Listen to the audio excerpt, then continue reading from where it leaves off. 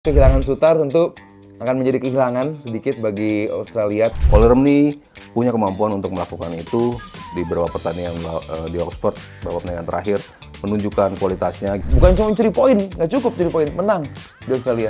Kita selama ini punya peluang untuk counter, tapi nggak bisa maksimalin peluang itu menjadi gol. Timnas nomor 9 ini, gue kenapa melihat Septian bakal di starter ya? Berlena.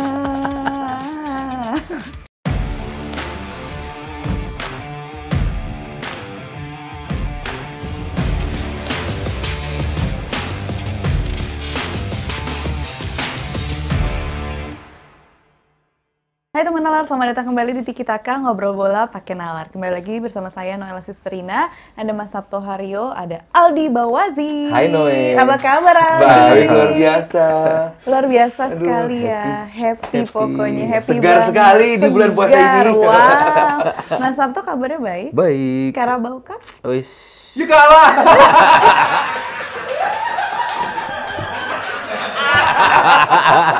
Oh iya. Kan mengincarnya juara liga. Oh baiklah. Iya nggak? Klasik, alasannya klasik.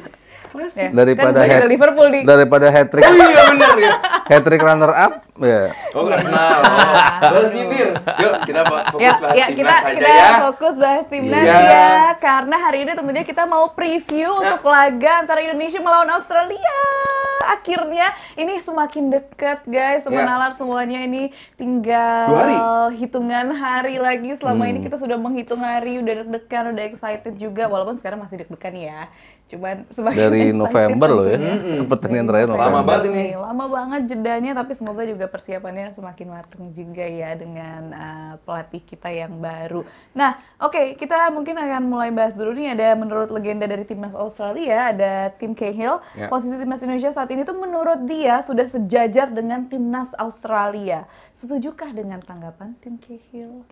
Kenapa kayak gosip gitu jadinya? Paling suka ya kalau ngangkat-ngangkat timnas kan seringnya begitu kan. Iya, kenapa ya? Kayak waktu itu Ke Jepang ya kan, habis itu kita dibantai sama Jangan-jangan ini Jepang. Cywar juga ya sebenarnya. Pasti ada cywar juga, ada pesan yang coba dikirimkan. Cuman kalau based on kita bicara materi squad kita sekarang kan emang jauh berbeda. Ya. Kalau di compare dengan squad kita sebelumnya yang ketemu Australia, bahkan di pertandingan terakhir lawan Australia juga belum sebanyak ini juga. Pemain yang kita yang bisa dikatakan levelnya tinggi gitu kan. Iya. Kalau kita bicara market value kan jauh. Kita di 650-an miliar kalau nggak salah, sementara Australia di 400-an miliar gitu. Jadi dari total market value pemain kita dibandingkan Australia juga udah tinggian kita gitu kan. Oke. Kalau ngelihat di situ, balik lagi on paper ya. Kita bicara on paper, emang tim kita perkembangannya signifikan dari sisi jumlah pemain, dari sisi bentuk pemain yang datang, dari sisi kualitas pemain yang ada dan juga implementasinya di lapangan gitu. Mereka jelas mengacu pada pertandingan pertama ketika main di GBK, kita bisa mengimbangi Australia. Akhirnya itu menjadi salah satu alasan kenapa pelatih mereka dipecat setelah kalah dari Bahrain di kandang lalu bertandang ke kita. Mereka juga tidak bisa memetik kemenangan, akhirnya pelatih mereka dipecat. Artinya Indonesia yang sekarang bukan Indonesia yang dulu. Indonesia yang tidak bisa kalau ketemu ya udahlah kita pasti menang kan biasanya seperti itu. Kalau kita kualifikasi lawan Australia sebagus-bagusnya imbang gitu. Nah, sekarang dengan materi yang ada ya pasti mereka ngelihat kita sebagai tim yang berbeda. Apalagi yang tadi saya bilang pemain-pemainnya sudah biasa bermain di Eropa. Secara reguler mereka menjadi penghuni klub-klub yang ada di Eropa, sehingga kalau dia bilang itu sebagai acuannya ya jelas bisa dibilang setara. Apalagi jumlah pemain yang tampil di Eropa mungkin lebih banyak kita ya dibanding dari Australia itu sendiri. Kita kalau nggak salah ada 14-an ya. Iya. Sementara Australia kayaknya 12 gitu. Tapi ya banyak juga yang tetap bermain di Eropa walaupun beberapa pemain mereka juga cedera untuk pertandingan kali ini. Jadi kalau dia bilang kekuatannya seimbang, on paper iya betul. Tapi kan kita harus lihat nanti mereka tuan rumah, penerapan di lapangan seperti apa, pelatih baru implementasinya terhadap tim kita juga nanti seperti apa, itu kan masih harus kita lihat lagi gitu. Tapi di atas kertas wajar ucapan itu keluar dari Cahill. Tapi jadi menarik ya, karena pelatih baru melawan pelatih baru juga nih. Gimana, Di? Iya, pujian itu adalah racun ya. Betul. Pujian itu racun. Selain ipar ya. Selain Wah, Itu kalau maut. itu maut, Maut. Pak. Itu maut. Itu bahaya. Iya. Maut ya. Ha-ha. Nonton lo masih bioskop, Mas. Iya. Ibarat adalah racun. Tapi siapa tahu ya. Nggak tahu kita juga. Kan racun Tapi kalau dulu. itu- Iya. Kan racun itu dulu lebih Mas. Baru jadi kayak- maut ya. Lebih Gitu kayak aja nama lucu loh. grup Aku baru dangdut satu tapi. lain dong ini, ya kan? Jadi tentu ini adalah kalau kita terima ini sebagai pujian ya kita ngaco gitu. Nggak, ini adalah sebuah ancaman, justru ancaman yang kalau kita terlena akannya. Gua hari ini puitis banget nih kayaknya nih. Nggak apa-apa. Terlena Akannya. Tapi ini semoga menjadi Bukan doa akanji juga ya? Afirmasi. Akanji. Waduh. Iya. akanji. Ini Akannya jadi akanji gitu. Ya. Kalau kita terlena Iya. bahaya. Iki Nurjanah dong. terlena. Hei, tak. Ya jadi Ini jadi mirip acara sahur dah. Ding das. jadi antuk sudah benar harus dibikin segar begitu, Mela. Sengaja. Yang luar biasa. Jadi ya, gua nggak menganggap apapun yang dikatakan tim Cahill itu benar-benar nggak. Kalau gue pribadi dan gue harap seluruh yang nonton juga nggak perlu ngereken apa yang diomongin sama tim Cahill, dan tim Cahill pun nggak ngomongin soal Indonesia doang, termasuk Saudi juga. Bahwa ya Indonesia sekarang udah selevel sama Australia dan sama Saudi, yang disebut bahwa dua tim itu adalah reguler World Cup, anggota peserta World Cup. Jadi mau nunjukin bahwa hey, Indonesia sekarang hebat. Hey, Indonesia sekarang kuat.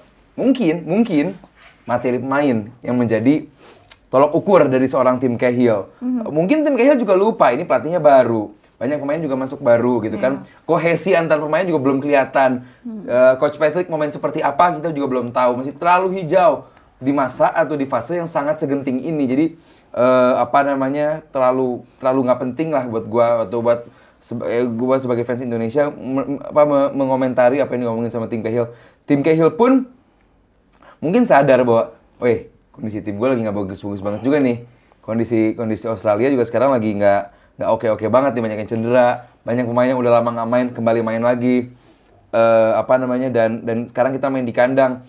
Gua harap walaupun Indonesia lagi bagus, tapi tim KL mungkin berharap bahwa kita dengan materi yang ada, dengan dukungan tuan rumah bisa dapat poin paling nggak kesalip sama Indonesia. Karena kan cuma bisa 1 poin kan, 6-7 kan. Yeah. Jadi kalaupun nanti Indonesia menang di Australia, wah itu bakal luar biasa banget untuk Indonesia. Jadi tim Cahill mencoba berbagai cara yang paling dicoba oleh Jepang, cara yang sekarang dicoba oleh tim Cahill juga untuk sedikit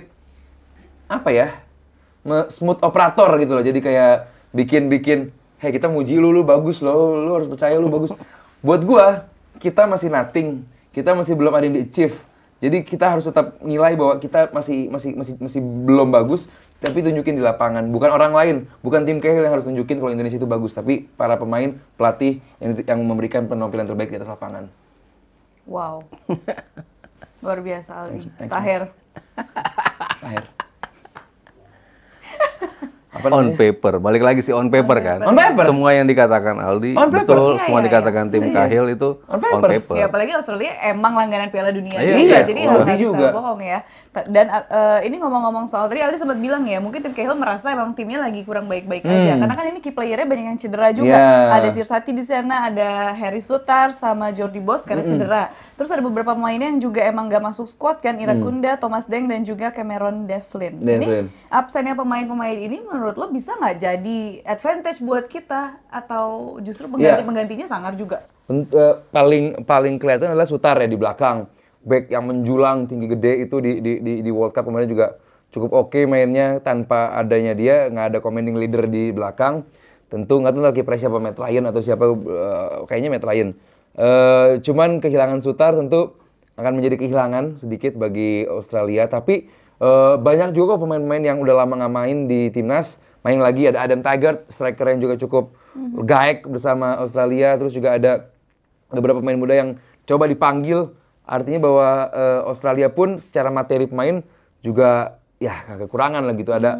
Tapi beberapa level juga kalau pemain di Inggris mainnya di Portsmouth gitu kan. Si Yengi ini striker tingginya 189. Ini juga bakal menjadi ancaman buat lini belakang Indonesia. Dia mainnya di Portsmouth. Iya, Portsmouth, tim yang satu level, satu peringkat di atas Oxford, di mana 2 pemain kita juga main di sana gitu. Jadi secara level beberapa pemain nggak jauh-jauh beda gitu. Cuman ada juga kayak yang main di San Pauli gitu, Irvin. Jadi ada yang main di Bundesliga gitu. Jadi 1-2 pemain mungkin di atas Indonesia, cuman secara keseluruhan, secara kolektif tadi seperti Mas Ardo bilang, kita lebih banyak yang main di Eropa gitu. Jadi mungkin itu yang dianggap lebih bagus. Cuman gua nggak melihat absennya beberapa pemain kunci dari Australia ini justru menurunkan kualitas dari Australia.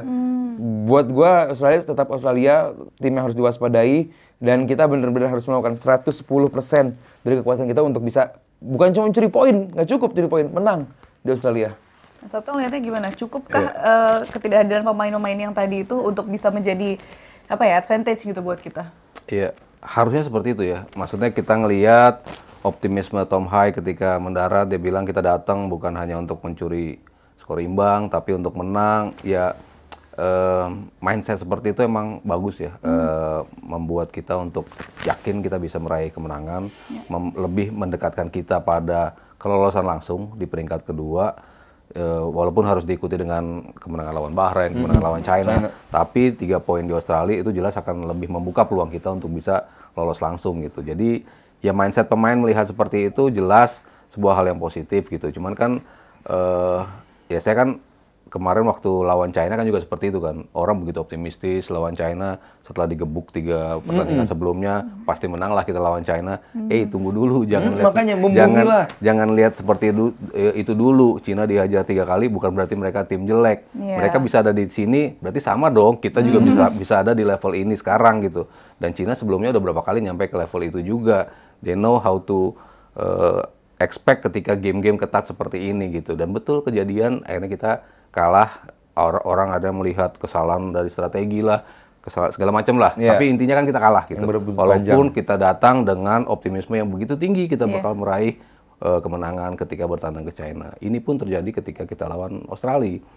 Kita ekspektasi kita besar sekali, harapan kita, kepercayaan diri kita juga besar, ditambah dengan tadi absennya pemain-pemain yang biasa menjadi kunci dari pemain-pemain Australia. Cuman kan kalau kita ngelihat di atas lapangan, Australia mau nurunin siapapun pemainnya kan, kita mungkin kalau era dulu masih ada Viduka, masih ada Puel, itu kan kita paham betul karena hampir semuanya main di Premier League. Hampir semuanya main di liga-liga top, sehingga kita sangat sering melihat mereka gitu. Sementara dalam beberapa tahun terakhir kan Australia kita jarang melihat pemainnya, tapi mainnya kan Western Sydney. Iya, banyak kan yang main, ada yang main di liga lokal mereka, ada yang main ya di lower tier dari liga-liga Eropa, ada di Liga Saudi seperti si Goodwin itu kan main di Liga Saudi, tapi bagus juga ketika main di Liga Saudi. Kurang familiar di mata kita gitu, tapi bukan berarti kualitas mereka nggak bagus gitu. Tadi Aldi bilang mereka tetap Australia, mereka tetap tim yang sudah 6 kali lolos ke Piala Dunia, 5 kali berturut-turut ada di Piala Dunia. Itu kan suatu bukti bahwa dengan materi seperti apapun mereka tetap bisa menjadi tim yang sulit untuk dikalahkan ketika tampil di kualifikasi. Nah, saya ingin mengingatkan itu juga gitu.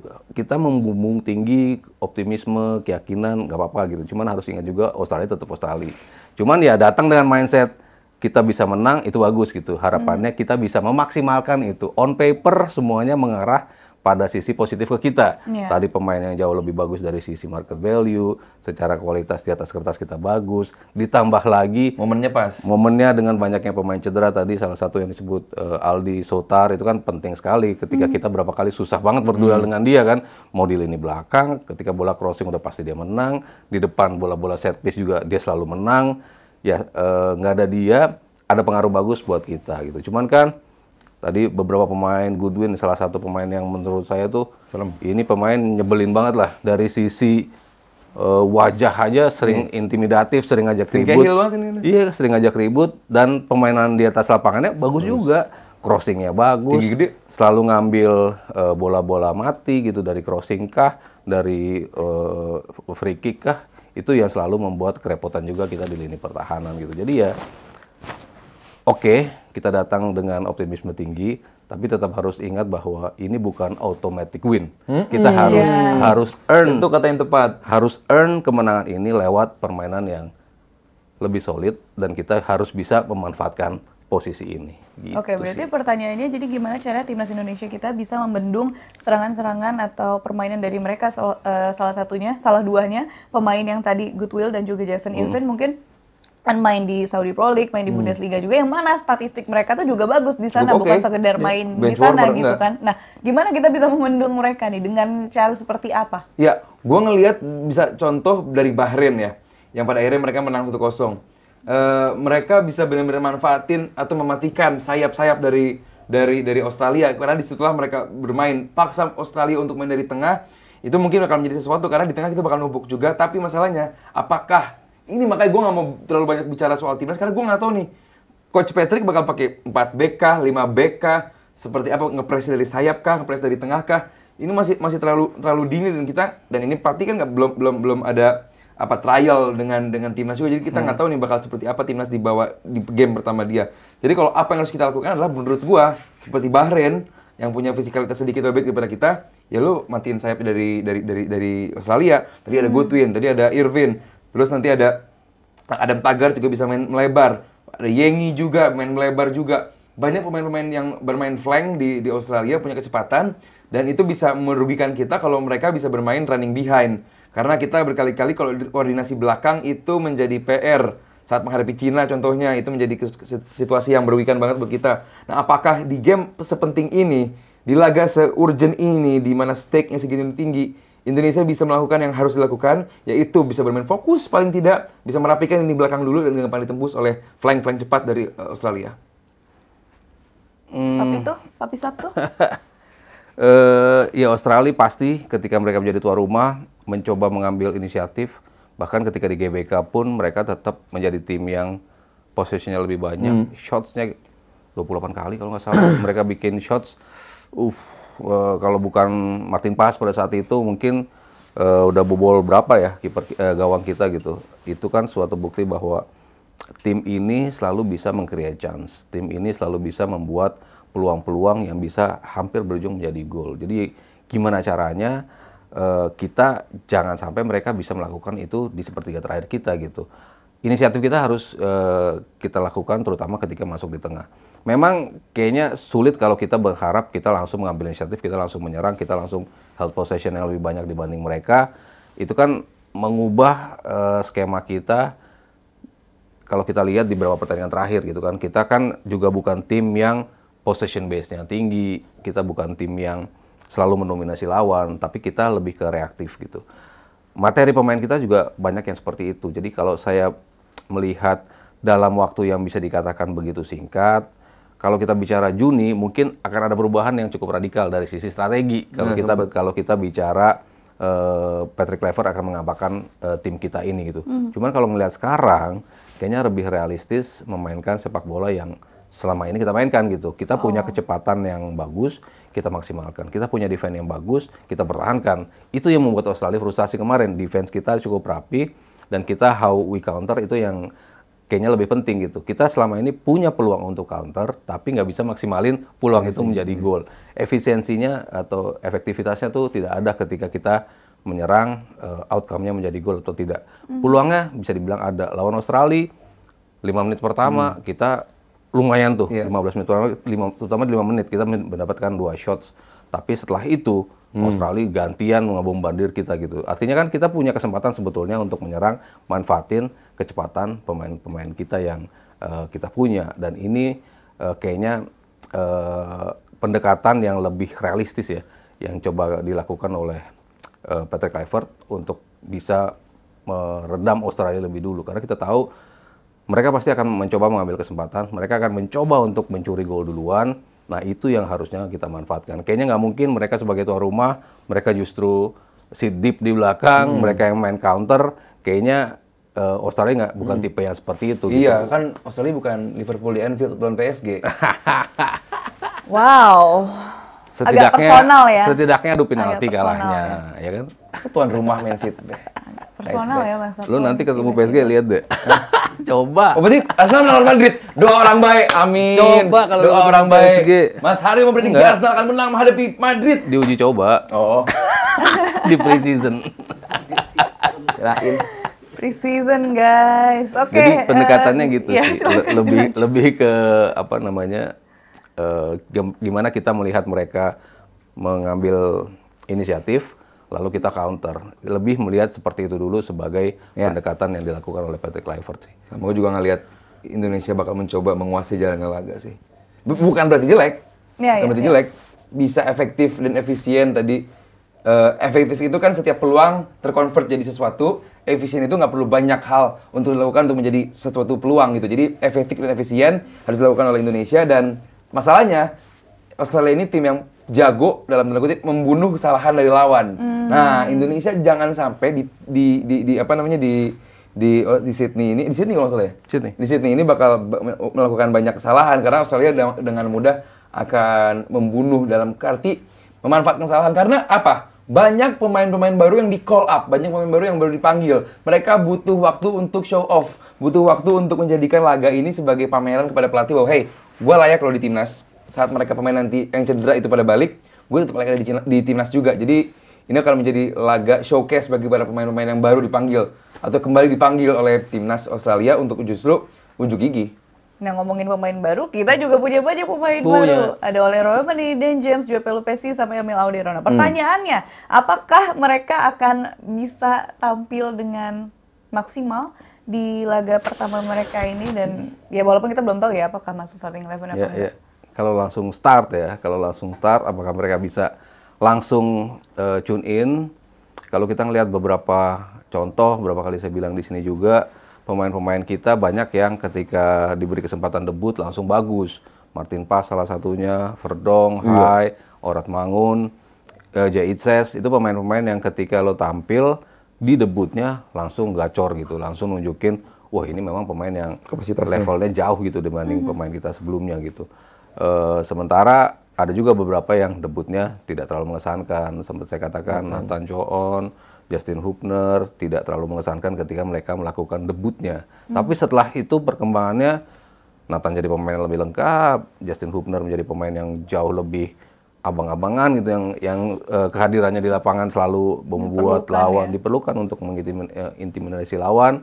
Itu kan cerita yang bisa dikatakan berbeda antara pemain yang debutnya bagus sama pemain yang ketika debut tidak terlalu bagus tapi lama-lama menjadi pemain yang bagus. Apakah Joey Pelupessy ketika dimainkan nanti akan langsung nyetel?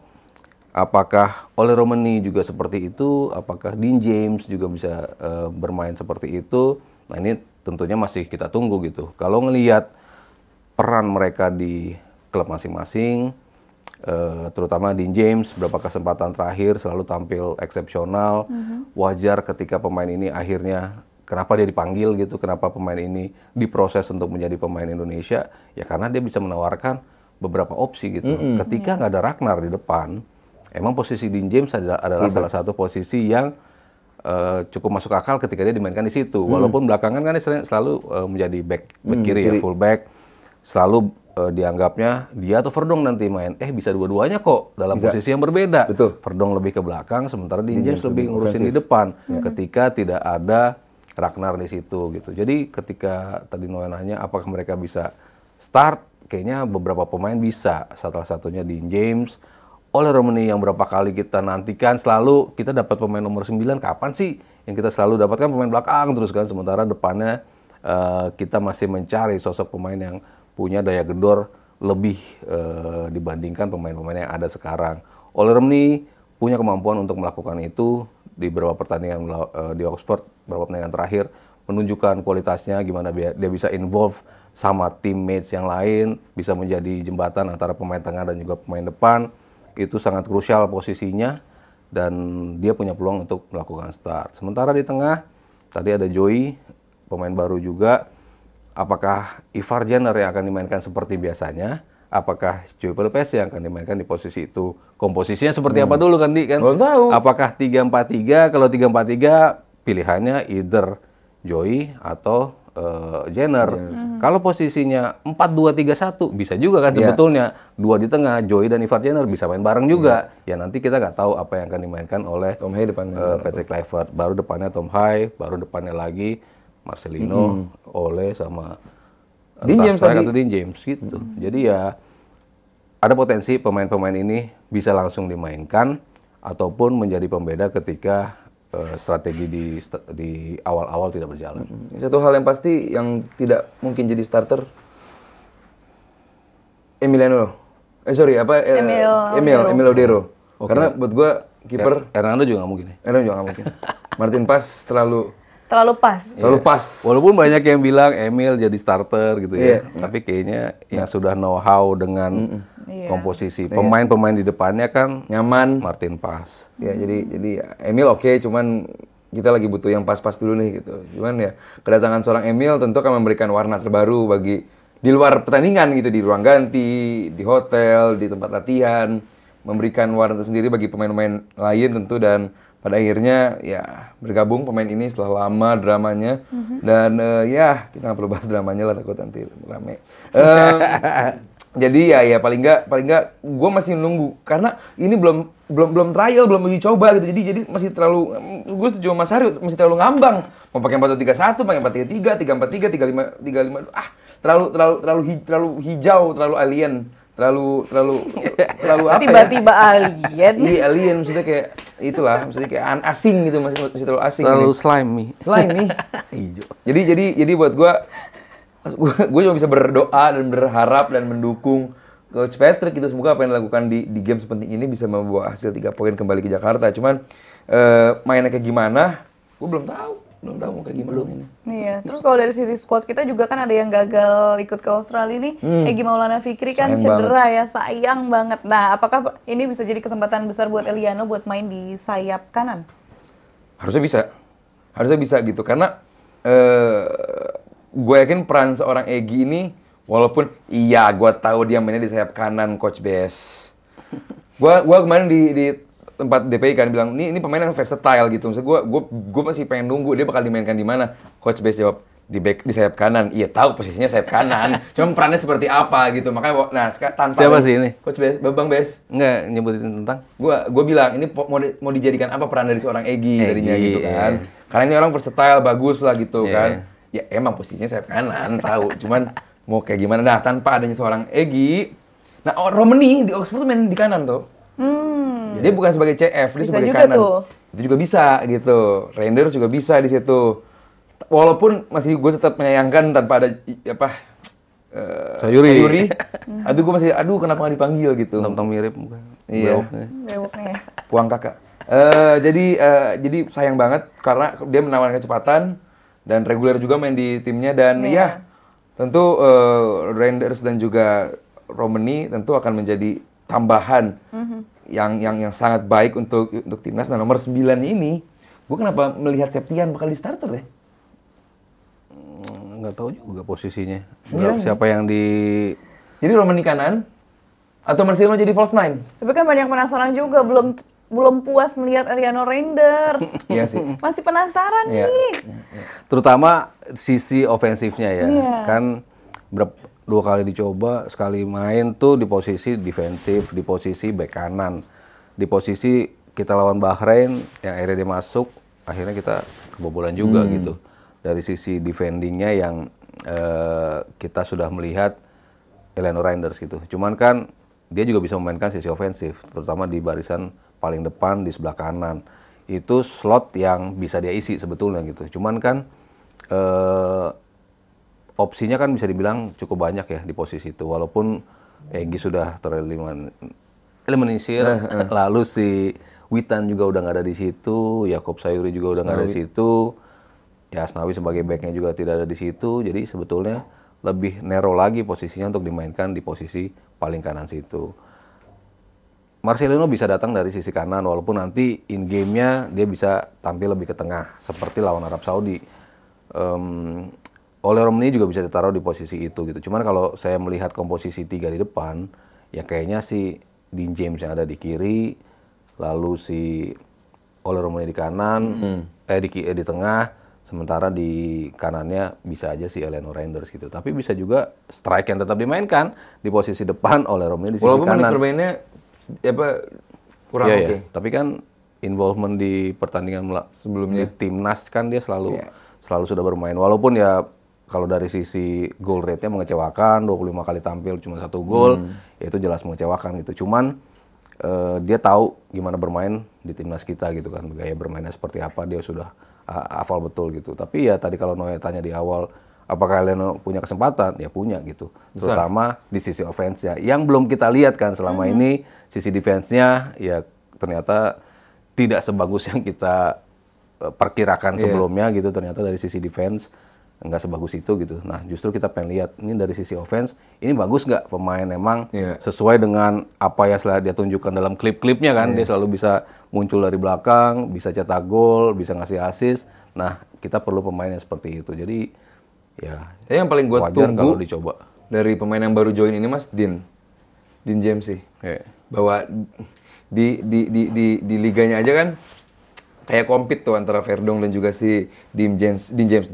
Verdong lebih bagus untuk defense-nya, segala atributnya untuk defense lebih bagus ke si Verdong, tapi untuk atribut ofensifnya ya Dean James luar biasa, tinggi juga 177. Artinya dia punya umur yang juga lebih dewasa, 27 tahun, artinya badannya juga masli gitu itu buat gua kecepatan. Jadi ya ini pemain yang enak kita punya, dalam arti buat jadi penyerang bisa, tapi buat jadi fullback juga siap gitu. Apalagi kalau nanti dipakai 3 back atau wing back gitu, 3-5-2 di mana perlu pemain yang cepat naik turun gitu. Nah, ini Dean James bakal kepake banget. Jadi ya ini yang paling, kalau gua ditanya siapa yang paling gua nantikan untuk main, gua sih Dean James di kiri. Oke, kalau gitu buat menutup episode kita hari ini, boleh kali ya dikasih prediksi tipis-tipis, walaupun kayak yang kita tahu tadi ini masih terlalu abstrak, terlalu alien kalau kata Aldi tadi. Dikasih ini aja, prediksi formasi aja deh seenggaknya. Formasi yang akan digunakan.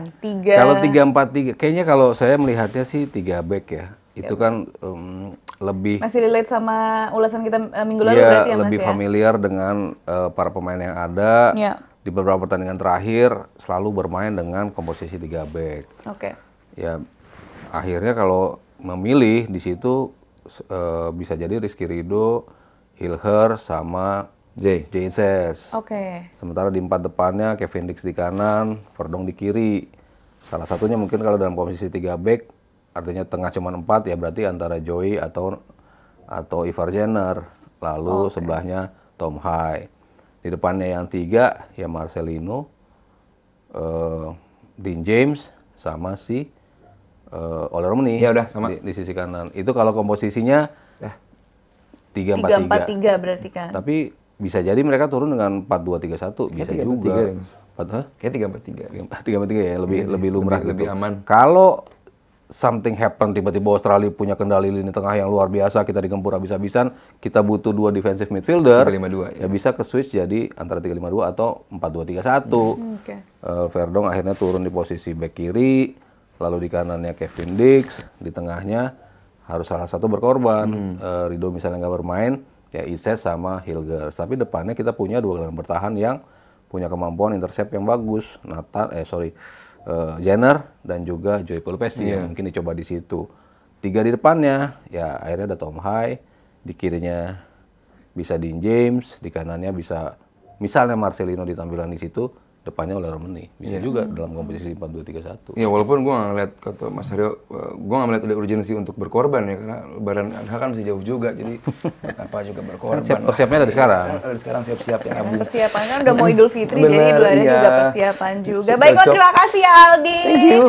Terima kasih Mas. Iya, sama-sama. Dan menurut teman-teman gimana? Puitis hari ini. Iya, puitis sekali, luar biasa. Terlena. Yang penting kita jangan terlena sama pujian dari ini tadi ya. Itu yang penting. Siapa namanya tadi? Tim Cahil. Tim Cahill. Yang penting kita jangan terlena sama pujian dari tim Cahill. Yang penting kita nanti, yang penting mulu gue ngomong kenapa ya? Pokoknya kita selalu dukung timnas kita yang sebentar lagi akan bermain menghadapi Australia. Dan kalau kalian punya prediksi-prediksi sendiri, formasi yang akan digunakan atau usul. Lah, namanya sumbangsi. Iya, ide, betul. apa-apa. Jangan lupa tulis di kolom komentar. Jangan lupa juga untuk like, share, dan subscribe YouTube channel Nalar Sport TV. Saya Noella, Mas Sabto Haryo, dan Aldi pamit undur diri. Sampai jumpa di episode berikutnya. Bye!